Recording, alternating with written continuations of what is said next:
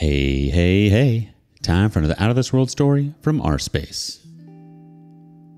Who knew upgrading to faster speeds could also upgrade your relationship status to "it's complicated"? Today on rSpace, managing infidelity with your modem, coming to a streaming service near you. Found her burner phone. A while back we switched internet providers and our new modem came with an app to manage the network and connections. It was unreal how many devices we had connected to the Wi-Fi. I was playing in the app one night and noticed an Android device phone. We both have Apple devices. At first I thought someone had guessed our Wi-Fi password, so I changed our passwords, but it came back a few days later. I was working from home one day and noticed the Android phone disappeared when my wife Cindy went to work, and when she got home that evening, the Android device returned. I finally got a chance to look through her car and later her purse, but came up empty. That night, while she was in the shower, I went through her gym bag and finally found it tucked away in her briefcase. I didn't have time to try and look through it, so I put it back. The next time she went to the gym, I went to look through it, but it was gone. The next night, I found it again in her briefcase. This time, I took it and tried to unlock it, but none of her old passwords would work. I decided to take the phone to a repair place down the street to see if they could unlock it. I had to confess to the tech the real reason for wanting to get into the phone, as I am a lame liar, and he felt sorry for me, I guess, and an hour later called me and said he was finished. He backed everything up to a thumb drive that I read when I got back home.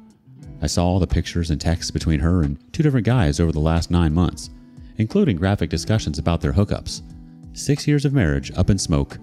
Thought I was having a heart attack, couldn't breathe, and just sat there at the computer staring at it all. I got better after an hour and guessed it was just a panic attack. When Cindy got home, she was very anxious. She wandered around the house, obviously looking for her phone. I asked if she was okay, and she said she lost some papers from work and needed to find them. I offered to help, but she said she would find them. I got her back in the kitchen and pulled the burner phone out and asked if this is what she was looking for. There was that deer in the headlight look on her face and panic starting to rise. I said there could be only one reason why you would have a second phone in your briefcase, and I asked if she was cheating on me, which she denied. I said fine, then give me the password so I can see for myself what was on it. She tried to turn it around on me and that I was invading her privacy. I handed her back the phone and said her response just proved my suspicions. I sat down on the sofa and felt the hot flash again and started to cry a little. When she saw the tears, she softened and said it was only once, and she felt guilty about it and cut things off. I opened up the file on my tablet and handed it to her and asked, "Only once?" She kept saying she was sorry, that it wasn't my fault, and that she wanted to stay together. I said I needed some space to think, and we needed to separate while I decided how to move forward. She disagreed and said we needed to talk it out. So I started asking questions. Married? Co-workers? How did they meet? Where did they hook up? What kind of sex did they have? What did she do with them that she hasn't done with me? Were they bigger than me? Did she use protection? She finally said enough. She couldn't do this anymore. She asked how long I had known. I said I found the phone a week ago but didn't see what was on it till today. I said I was still in shock and needed time to process it all. She agreed to spend the rest of the week at her sister's house and we could talk more this weekend. She wants to schedule a session with a marriage counselor next week and I agreed to that. I didn't tell her I would be consulting an attorney tomorrow to get an idea of my options. Last Christmas, her sister got a divorce after finding out her husband was having an affair. There were several family discussions about cheating at her parents' house and how low her ex-brother-in-law was for betraying his wife. I can't imagine what was going through her mind sitting there being just as guilty. The thought of leaving her kills me, but I don't think I could forgive her or ever trust her again. We had been talking about kids, but I am so glad we were still waiting. New info. First, my to-do list. 1. Attorney. Showed my text collection to my attorney, and he is proceeding with the filings. He gave me a worksheet on things I need to do in the meantime. 2. Doctor. All tests came back negative. 3. First affair partner's wife. I met with her this afternoon and gave her hard copies and a thumb drive. I showed her the pictures they had traded. She is not going to confront him with it until he is served. 4. Cindy's sister. Not the one she is staying with, but the one who just divorced her cheating husband. I met with her tonight and showed her my greatest hits. The more damning texts, and let her see what her sister had sent to her affair partners. She was angry and at the same time a little sad. She apologized to me and said she had no idea what her sister had been up to. If she had, she would have told me. I am sure I will hear about her sister when Cindy comes to the house tomorrow to get some of her things. She wants to sit down and talk, probably about how we are going to move forward. This may be the last entry here on this thread. I may post a separate update later if needed. Let's see what the community has in response to this story. Inform her sister and family of this before she has the opportunity to do damage control by accusing you of whatever she can think of. And gray rock her while you consult an attorney. And STD test? Yes? Best of luck. The OP replies, She knows the mountain of truth I am sitting on, and we had a discussion about telling lies to our families and friends before she left today. Attorney today and seeing my doctor tomorrow. Check. Well, isn't it ironic? Upgrading your internet connection not only boosted your download speed, but it also unveiled a whole new world of connections you never bargained for. Who knew your Wi-Fi upgrade would come with a side of detective work? It's like the universe decided to gift wrap betrayal and deliver it straight to your modem. Next upgrade on the list? A firewall for your heart. And maybe a subscription to a drama-free streaming service. At least you've got a solid connection with your attorney and your doctor now. Priorities, right? Update. I found a burner phone in my wife's briefcase. I got a phone tech to hack into it and found over the last 9 months she had 2 affairs. When I confronted her with the phone, she denied having an affair and then said it was only once until I showed her copies of her texts and photos they had exchanged. I told her I needed some space to process this, and she has been at her sister's house all week. She wants to reconcile and go to couples therapy to help us get past this. Since she is gone, I have decided to file for divorce and have a lawyer working on it. Her first affair partner was married, and I have reached out to her and shared their texts. She is currently starting divorce proceedings as well. One of her sisters recently got divorced due to her husband's infidelity. I shared everything with her as well. My wife, Cindy, came over to the house last night to get some things and to sit down and talk. She said she was sorry for hurting me, and she is still very much in love with me and wants to stay together. Her affairs were never about the quality or quantity of our sex life, and she asked if I felt like my needs were ever neglected. Our sex life was pretty spicy. We averaged 4 to 5 times a week, and she initiated 50% of the time. She just enjoyed experiencing sex with other people and being showered with attention. She's willing to go to therapy to find out why she desires this and to help her be a better partner to me. She said she would understand if I wanted to pass to explore or get even by dating another woman. And if that was something I liked, we could look into having an open marriage, so we could both explore that together. I told her that was not something I would ever be interested in. She said she missed me and wondered if there was a chance I was ready for her to come home, even if it meant sleeping in the spare bedroom for now. I said it still felt like too soon, and it might be better if we gave it some more time. I didn't tell her that I had filed for divorce. She should get served sometime this next week, according to my lawyer. We had a session scheduled for Wednesday for couples counseling that I have to cancel. Besides their betrayal, our views on our relationship are miles apart to even consider reconciling. Cindy was a little upset when her sister ambushed her over her affairs, but she figured it was coming. I guess her whole family knows at this point, and her parents are upset with her as well. This morning, a few of our mutual friends stopped by to check on me and ended up trying to encourage me to give Cindy another chance and work things out. I asked how much they knew and brought them up to speed, showing them the phone and all of its contents. Needless to say, they were previously misinformed and now embarrassed. Let's see what the community has to say. First up, you're modeling how to do things the right way. That's rare around here, especially the self-respect aspect. I bet your soon-to-be ex will move in with some sucker within 6 months. The next person has this to offer. Besides the betrayal, our views on our relationship are miles apart to even consider reconciling. I'm sorry, but it seems like you never really knew your wife. She never revealed her true self to you. The deception is insane. Keep that ball rolling. As for your friends, well, they should never encourage you one way or the other. They should support you in the decision you make. Why would they ever believe Cindy, the lying cheater? Embarrassment warranted. The OP replies, as far as why they believe Cindy, it's easy to believe someone you know when you don't know the whole truth and she is spinning her own narrative and leaving out the facts that make her look bad. Someone else from the community reacts, and this is why you need to divorce her. If she really wanted to work on things with you, she would have been open, honest, transparent, etc. But she's lying and minimizing things she did, to you and to others. She wants to save her own behind, and when the betrayed partner stays with the cheater, it helps show everyone it wasn't so bad. This, her wanting to work on things with you, is about her and her alone, not you. It's about what it does for her, what she can get out of it. She wasn't and still isn't thinking about you, only herself. One last community thought before we move on. Something that always amazes me is when a wayward wife is caught, not confess. They always suggest therapy and say they can change and be better and are willing to do anything to stay together. Where was all that enthusiasm to fix the marriage before they cheated? She says her affairs were never about your sex life, but rather her need to be with others? Really?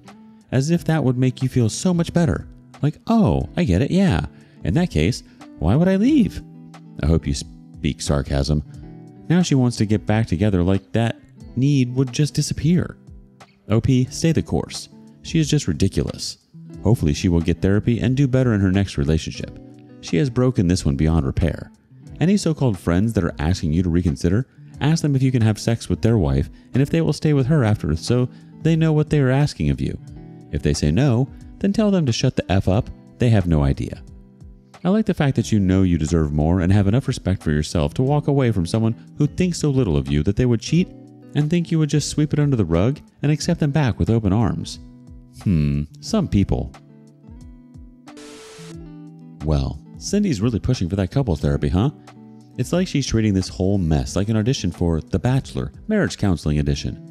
I mean, she's got the drama, the multiple partners, and even a supportive audience of friends who clearly missed the part where she cheated.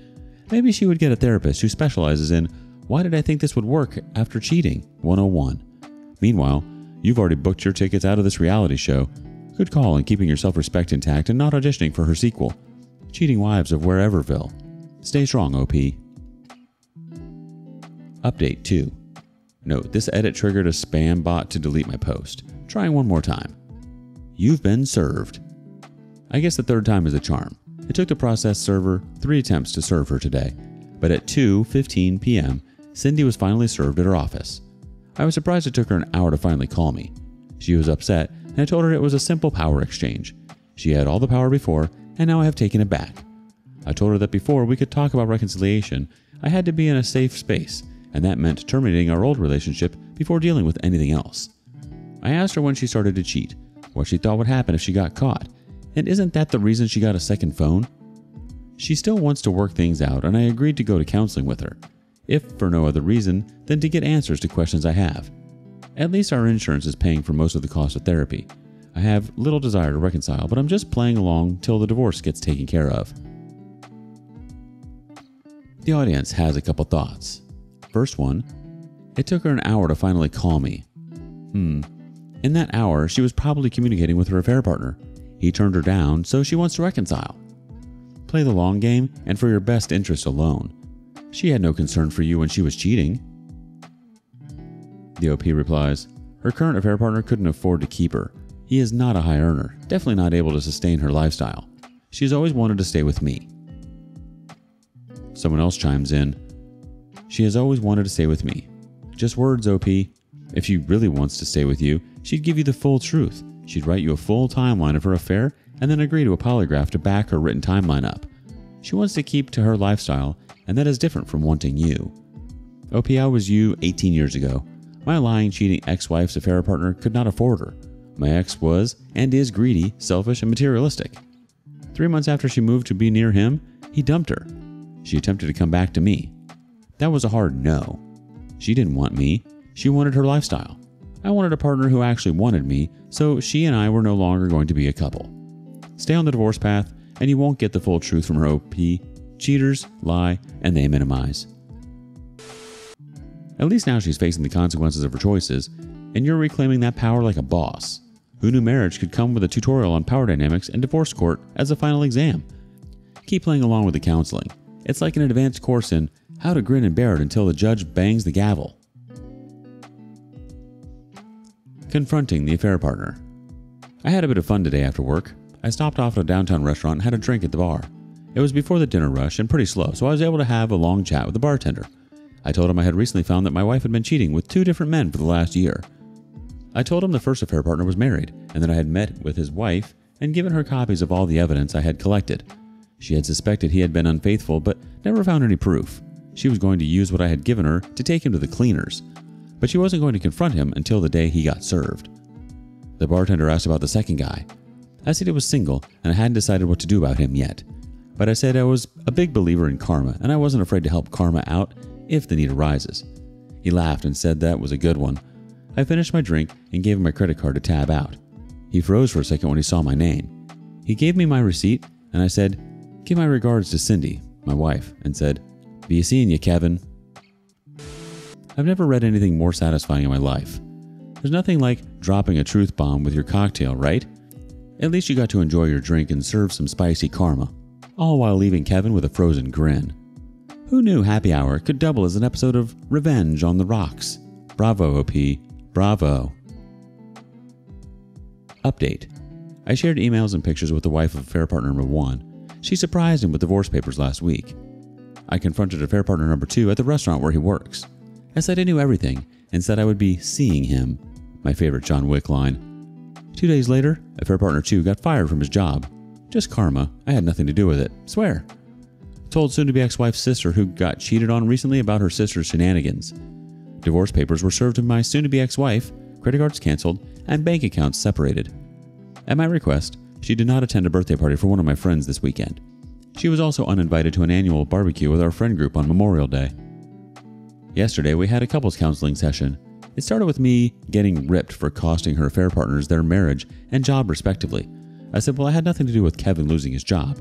I had no sympathy for either one of them due to what they did to contribute to wrecking our marriage.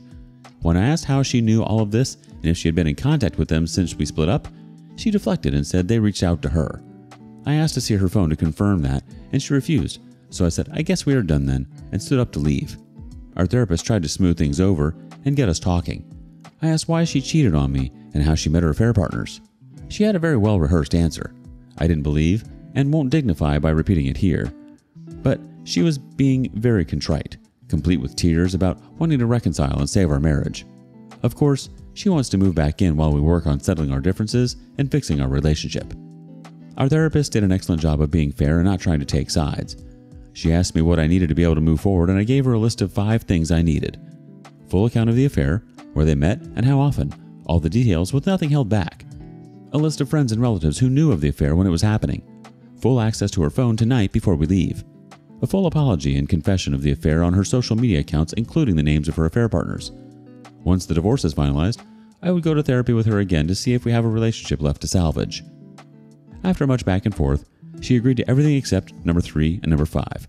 I conceded number 3, but said she needed to retain a lawyer and respond to divorce papers ASAP. I told her she killed the marriage when she decided to cheat, and that had to be resolved before we could move forward. This afternoon, she posted her apology confession to her social media accounts, complete with affair partners tagged. I haven't heard from her since our session, so I don't know about the other items. I also got word that her attorney had reached out to mine to arrange a meeting for next week. Final update. We met with the lawyers earlier this week, and I was pleased with the settlement for the most part.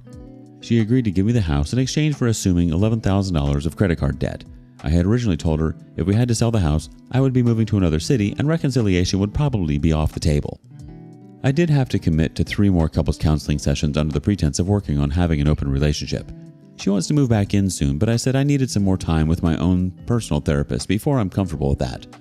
All that matters is that she signed the settlement agreement, and after a short waiting period, the divorce will be final. Thanks for everyone's support and advice, and this will be my final update.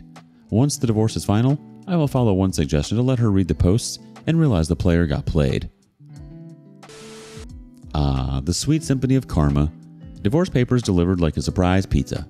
Job terminations served like a cold dish of revenge, and social media confessions sprinkled with a dash of vindication. I love when everyone gets what's coming to them. Cheers to turning life's lemonade into a lemon-scented disaster zone. Do you have a similar story with an epic, shaken not stirred cocktail moment? Share it with us in the comments below. And thank you for joining us today on rSpace. Be sure to like and subscribe and hit that notification bell so you don't miss out on our next video. See you next time.